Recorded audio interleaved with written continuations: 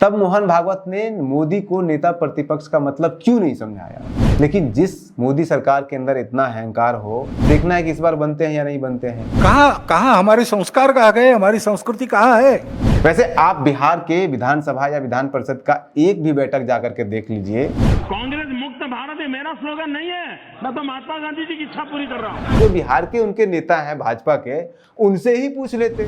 British संसद में विपक्ष को शैडो सरकार कहा जाता है, यानी कि वैकल्पिक। ये मोदी सरकार के निर्देश पुस्तिका में लिखा हुआ है, यानी कि संवैधानिक ये दोनों शब्द नहीं है। लेकिन संविधान के इस अंग की अवमानना करने वाला सिर्फ मोदी सरकार नहीं है, बल्कि यहाँ पे कांग्रेस भी आपको नंगी दिख जाएगी।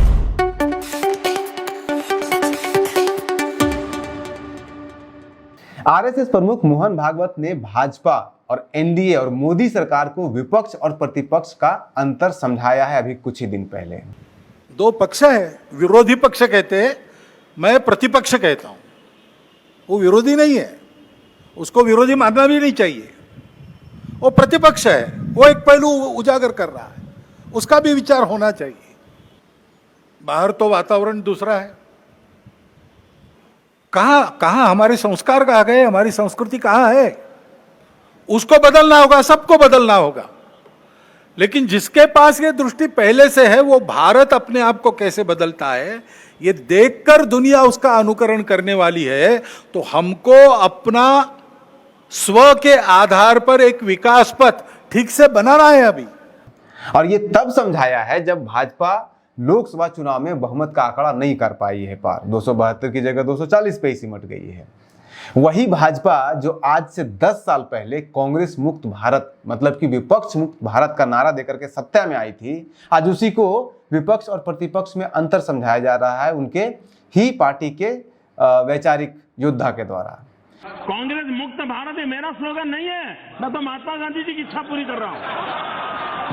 विपक्ष मुक्त भारत का नारा देने वाले को मोहन भागवत विपक्ष और प्रतिपक्ष में अंतर समझा रहे हैं और प्रतिपक्ष के महत्व को भी समझा रहे हैं कि कितना महत्वपूर्ण होता है किसी भी लोकतंत्र को चलाने के लिए प्रतिपक्ष का।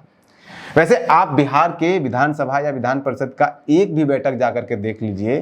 बिहार के दोनों सदनों में विपक्ष के नेता को नेता प्रतिपक्ष ही बोला जाता है, वहां पे विपक्ष के नेता नहीं कहा जाता है। इसलिए भाजपा को विपक्ष और प्रतिपक्ष के बीच अंतर समझने के लिए मोहन भागवत जी के भाषण का तो कम से कम इंतजार नहीं करने की जरूरत थी। उनके जो नेता है वो या तो बिहार के विधानसभा या विधान परिषद में आकर के बैठ के एक बार देख लेते, या फिर जो बिहार के उनके नेता हैं भाजपा के, उनसे ही पूछ लेते। उनको ही नेता प्रतिपक्ष कहा जाता है। वैसे मोहन भागवत कुछ मामलों में सही है और कुछ मामलों में गलत भी है। अपने बयान के मामले में सही इस मामले में है कि विपक्ष और प्रतिपक्ष में अंतर होता तो है और प्रतिपक्ष का महत्व भी लोकतंत्र को चलाने में सबसे अधिक होता है। लेकिन मोहन भागवत गलत यहां पर बोल गए कि जब वो विपक्ष को प्रतिपक्ष कहने का रिवाज जब समझा रहे थे तो उसके पीछे वो भारतीय संस्कृति को जोड़ रहे थे। वो कह रहे थे कि ये भारतीय परंपरा में ऐसा है कि यहाँ पे विपक्ष नहीं बल्कि प्रतिपक्ष कहा जाता है। और लेकिन सवाल ये है लेकिन असलियत ये है कि प्रतिपक्ष और विपक्ष में जो अंतर है लोकतंत्र के अंदर, उसमें भारतीयता का कहीं कोई बू तक नहीं आता है। आप ब्रिटिश संसद को उठा लीजिए, क्योंकि जनक तो वहीं से माना जाता है, कम से कम मॉडर्न डेमोक्रेसी का। ब्रिटिश संसद में विपक्ष को शैडो सरकार कहा जाता है, यानी कि वैकल्पिक, जो कि प्रतिबिंब सरकार भी कह सकते हैं आप उसे। और जो विपक्ष के नेता होते हैं, यानी कि जो प्रतिपक्ष के नेता होते हैं, उनको शैडो प्राइम मिनिस्टर, यानी कि वैकल्पिक प्राइम मिनिस्टर, या फिर आप उसे कह सकते हैं कि जो शैडो का मतलब होता है प्रतिबिंब प्राइम मिनिस्टर, प्रधानमंत्री उन्हें बोला जाता है, जिसे वैकल्पिक सरकार या वैकल्पिक प्रधानमंत्री भी आप कह सकते हैं। इस तरह से लोकतंत्र में विपक्ष को वैकल्पिक सरकार कहने का या फिर शैडो प्राइम मिनिस्टर, शैडो सरकार, शैडो गवर्नमेंट कहने का प्रचलन कोई भारतीय नहीं है। उसमें भारतीयता कहीं पे कुछ नहीं है, बल्कि ब्रिटिश संसद में ये सारे ट्रेडिशन निहित हैं और बहुत लंबे समय से चले आ रहा है। उसके पीछे एक लंबा इतिहास भी है। इतिहास ये है कि ब्रिटेन में जब महारानी का दौर होता था, तब लोकतंत्र भी था, तब ये होता था कि जब प्रधानमंत्री का चुनाव होता था तो जिसे भी सबसे ज्यादा वोट मिलता था, ब्रिटेन की महारानी उसे प्रधानमंत्री निर्वाचित करती थी। लेकिन अगर जो भी निर्वाचित प्रधानमंत्री हुआ है उसके खिलाफ कोई आरोप लग जाता था या कोई काम करने में वो असफल हो जाता था या फिर जनता के अंदर उस प्रधानमंत्री के खिलाफ रोष बढ़ता था, प्रोटेस्ट होता था, तो ब्रिटेन की महारानी को ये अधिकार था कि वो जो भी पार्टी दूसरे नंबर पर रही है पिछले चुनाव में उसके नेता को वहां का प्रधानमंत्री बना दे और उस पार्टी को वहां की सरकार की सत्ता सौंप दे, और ये तात्कालिक रूप से हो जब तक कि उस देश में फिर से दोबारा चुनाव ना हो जाए। ब्रिटेन की लोकतंत्र की यह परंपरा आज तक जारी है, लेकिन थोड़ा सा अंतर आया है। अंतर यह आया है कि उस दौर में जब महारानी का दौर था तो यह अधिकार महारानी को दिया हुआ था कि कब किस प्राइम मिनिस्टर को हटा सकती है वो, लेकिन आज ये अधिकार, प्राइम मिनिस्टर को हटाने का अधिकार, ये सिर्फ ब्रिटेन की संसद को दिया गया है। और आपने देखा होगा अभी कैसे ऋषि सुनक और वहां पे जो उनके पहले जो प्रधानमंत्री थे उन दोनों के बीच में कैसे हटाया गया था बिना चुनाव किए गए भी। यानी कि ब्रिटेन का संसद किसी भी प्रधानमंत्री को हटा सकता है कभी भी, और उसके बदले जो नेता प्रतिपक्ष हैं यानी कि जो शैडो प्राइम मिनिस्टर वहां पे हैं, वैकल्पिक प्राइम मिनिस्टर जो हैं, उन्हें वहां पे प्रधानमंत्री बनाया जा सकता है अगर नेता प्रतिपक्ष के पास उचित बहुमत है तो। इसके लिए देश में दोबारा चुनाव करने की यानी कि ब्रिटेन में दोबारा चुनाव करने की जरूरत नहीं है।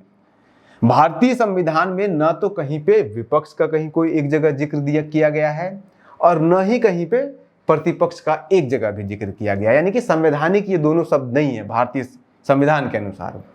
राज्यसभा की निर्देश पुस्तिका में इसके बारे में जिक्र किया गया है और उसमें जो लिखा गया है नेता प्रतिपक्ष के बारे में जो विवरण दिया गया है उसमें साफ साफ यह कहा गया है, वो लिखा हुआ है कि नेता प्रतिपक्ष का काम सिर्फ सरकार की नीतियों में कमी निकालना, उसका विरोध करना नहीं होता है, बल्कि नेता प्रतिपक्ष या फिर प्रतिपक्ष का काम सरकार की नीतियों का वैकल्पिक मार्ग निकालना या अल्टरनेटिव क्या कोर्स ऑफ एक्शन हो सकता है वो बताना होता है, ताकि देश की जनता को ये समझ में आए कि अगर सरकार की जगह नेता प्रतिपक्ष की सरकार बनती है भविष्य में या फिर उसी समय बनती है तो उस वक्त उस नीति के ऊपर जो वैकल्पिक सरकार अगली सरकार हो सकती है या नई सरकार हो सकती है वो क्या फैसला लेगी।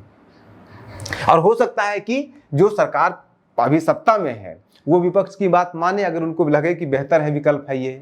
उदाहरण के लिए अगर देश की संसद में नेता प्रतिपक्ष जो मणिपुर में हिंसा हुआ था उसका विरोध कर रही है तो ये नेता प्रतिपक्ष का दायित्व ये भी बनता है कि वो ये बताएं, और प्रतिपक्ष का ये पूरा दायित्व बनता है कि वो ये बताएं कि अगर उनके पास वही समस्या होता, उनके दौर में ये समस्या उठती तो वो क्या करते हैं। अगर हल सरकार नहीं मानती है जो प्रतिपक्ष दे रही है, अगर उस सरकार को सलाह को नहीं मान रही है तो उस हल के साथ नेता प्रतिपक्ष और जो प्रतिपक्ष की पार्टी है, विरोधी दल का दल जो है वो जनता के पास जाएगी, और अगर जनता को वो जो हल उन्होंने विकल्प के रूप में दिया है वो बेहतर लगेगा तो जनता अगले चुनाव में प्रतिपक्ष को अपना वोट देगी, नेता प्रतिपक्ष को अपना वोट देगी, उसे प्रधानमंत्री बनाएगी, उसकी सरकार बनाएगी और फिर उस हिसाब से काम करना है उन्हें। ये आदर्श लोकतंत्र है और उस आदर्श लोकतंत्र में नेता प्रतिपक्ष की भूमिका जिसका जिक्र राज्यसभा की निर्देश पुस्तिका में भी किया गया है। और ये जो निर्देश पुस्तिका लिखी गई है, ये निर्देश पुस्तिका ऐसा नहीं कि नेहरू के समय में लिखी गई है या इंदिरा गांधी या कांग्रेस के समय में लिखी गई है, ये हर साल लिखी जाती है। तो पिछले 10 सालों से मोदी सरकार में भी ये निर्देश पुस्तिका लिखी जा रही है और ऐसे ही लिखी जा रही है, यही शब्द बिल्कुल सेम टू सेम। अब गौर करने वाली इसमें बात यह है कि उस उत्तर पुस्तिका में, निर्देश पुस्तिका में नेता प्रतिपक्ष के कार्यों को समझाने के लिए कहीं पे भी भारतीय दर्शन शास्त्र का या भारतीय राजनीतिक इतिहास का कहीं कोई हवाला नहीं दिया गया है, बल्कि एक वेस्टर्न थिंकर, फिलोसोफर या फिर जिसे कह सकते हैं दार्शनिक हॉरल्ड मैकमिलन का जिक्र किया गया है उसके अंदर। ये मोदी सरकार के निर्देश पुस्तिका में लिखा हुआ है। मोहन भागवत को विरोधी दल के नेता और नेता प्रतिपक्ष में अंतर तब नजर आता है जब आरएसएस समर्थित भाजपा को लोकसभा चुनाव में पूर्ण बहुमत नहीं मिलता है। पिछले 10 सालों से जब मोदी सरकार देश की संसद पर राज कर रही थी तब मोदी सरकार ने बिना नेता प्रतिपक्ष के ही संसद को चला रही थी। तब मोहन भागवत कहां गए थे? तब मोहन भागवत को बताना चाहिए था क्या महत्वपूर्ण है नेता प्रतिपक्ष का होना या फिर सभापति का होना, उपसभापति का होना। तब मोहन भागवत ने मोदी को नेता प्रतिपक्ष का मतलब क्यों नहीं समझाया? पिछले 5 सालों से 19 से लेकर के आज तक इस दौरान में लोकसभा के अंदर उपसभापति का भी पद खाली है, क्योंकि लोकसभा का उपसभापति अक्सर ज्यादातर होना यही चाहिए, ट्रेडिशन यही है कि जो भी प्रतिपक्ष दल है उसके द्वारा नियुक्त किया जाता है या उसके ही होते हैं लीडर। मोदी सरकार ने 2014 और 2019 के चुनाव के बाद लोकसभा में उपसभापति का पद और नेता प्रतिपक्ष दोनों मनोनीत करने से साफ इनकार कर दिया, और उसके पीछे दलील ये दिया कि चूंकि कांग्रेस के पास लोकसभा चुनाव में 10% का मतलब अगर 545 सीट है तो कम से कम 46 सीट का जीतना जरूरी होता है, तो वो कांग्रेस के पास है नहीं, क्योंकि 45 सीटों पे कांग्रेस सिमट गई थी 2014 के लोकसभा चुनाव में। तो 10% सांसद है नहीं, इसलिए इन्हें नहीं दिया जाएगा प्रतिपक्ष का अधिकार। हालांकि जो salary and allowance of leader of opposition in parliament act जो बना हुआ है 1977 में 1977 में जो ये कानून बनाया गया था, उसमें साफ साफ क्लियरली लिखा हुआ है कि लोकसभा हो या फिर किसी भी राज्य का कोई भी विधानसभा हो, सभी जगह पे नेता प्रतिपक्ष की नियुक्ति इस आधार पर नहीं होनी चाहिए कि चुनाव में, यानी कि पिछले चुनाव में दूसरी सबसे बड़ी पार्टी को कितना सांसद या कितना विधायक चुना गया है उनके द्वारा, और उसमें कहीं पे भी संख्या के बारे में, प्रतिशत के बारे में तो कोई जिक्र ही नहीं है। उसमें सिर्फ और सिर्फ इतना जिक्र किया हुआ है कि जो भी पार्टी दूसरी सबसे बड़ी पार्टी होगी वही नेता प्रतिपक्ष और वहीं से प्रतिपक्ष चुना जाएगा। और लोकसभा में पहले नेता प्रतिपक्ष की नियुक्ति जो थी वो इस कानून से पहले ही हो चुका है। ये भी एक गौर करने वाली बात है। कानून आया है 1977 में, लेकिन नेता प्रतिपक्ष जो सबसे पहले बनाए गए थे देश में, वो 1977 से पहले बन गए थे। देश की लोकसभा में पहले नेता जो नेता प्रतिपक्ष बने थे वो 1969 में ही राम सुभग सिंह को बनाया गया था, जो उस समय पे गैर कांग्रेसी नेता थे। लोकसभा की निर्देश पुस्तिका में तो यहां तक जिक्र किया हुआ है कि अगर लोकसभा में दूसरे और तीसरे नंबर की पार्टी को बराबर नंबर में सांसद अगर जीत के आए या विधायक जीत करके आए तो सभापति अपने विवेक से दोनों में से किसी भी एक पार्टी को के नेता को नेता प्रतिपक्ष का दायित्व दे सकते हैं। लेकिन इसके बावजूद, इतना क्लियर कुछ लिखने के बावजूद, मोदी सरकार ने लोकसभा में नेता प्रतिपक्ष का पद खाली रखा है पिछले 10 सालों से। लेकिन कांग्रेस को नेता प्रतिपक्ष नहीं बनाया, इस तर्क के साथ कि 10% कांग्रेस के पास 10% नहीं है सांसद। हालांकि कांग्रेस को 2014 के चुनाव में 44 ही आया था, लेकिन 2019 के लोकसभा चुनाव में 55 सांसद पे जीते थे कांग्रेस के। लेकिन जिस मोदी सरकार के अंदर इतना अहंकार हो कि वो एक एक दिन में 100 लोगों को, 100 सांसदों को, 50 सांसदों को निलंबित कर दे संसद से, तो वो कुछ भी कर सकती है। 10% का नियम का क्या लेना देना है। लेकिन इसके बावजूद कांग्रेस से नेता प्रतिपक्ष या उपसभापति नहीं बनाया गया है, जबकि 55, इस बार तो 99 अब आ चुका है, जो 2024 का लोकसभा चुनाव है। अब देखना है कि इस बार बनते हैं या नहीं बनते हैं। आखिर ऐसा क्यों होता है कि जब आरएसएस और भाजपा समर्थित पार्टियों की सरकार देश में बनती है, तब ही, सिर्फ तब ही लोकसभा में उपसभापति की नियुक्ति या तो होती ही नहीं है या फिर बहुत विलंब होता है। 2019 से 2024 के दौरान लोकसभा में किसी को भी उपसभापति का पद दिया ही नहीं गया, और उसके पहले था, यहाँ पे 14 से पहले था उपसभापति का पद। लेकिन अगर आप पिछली बार देखेंगे कि कब उपसभापति का पद नहीं था, तो वो भी भाजपा सरकार में ही था। इसके पहले जब 1998 में वाजपेयी जी की सरकार लगभग 390 दिन तक चली थी, तब शुरू के 269 दिन तक देश की लोकसभा में कोई भी उपसभापति था ही नहीं। इसी तरह से जब 89 में जब जनता दल की सरकार बनी थी, बीजेपी के साथ मिलकर के जनता दल की सरकार बनी थी, तब उस समय भी लोकसभा का उपसभापति शिवराज पाटिल मार्च 1991 में बनाया गया था, जब सरकार गिरने वाली थी। यानी कि 89 से लेकर के 91 तक वहां पे भी उपसभापति का पद खाली रहा। हालांकि नेता प्रतिपक्ष के विपरीत उपसभापति का पद संवैधानिक है, और इसका जिक्र संविधान में किया गया है। धारा 93 में जाकर के आप भी देख सकते हैं।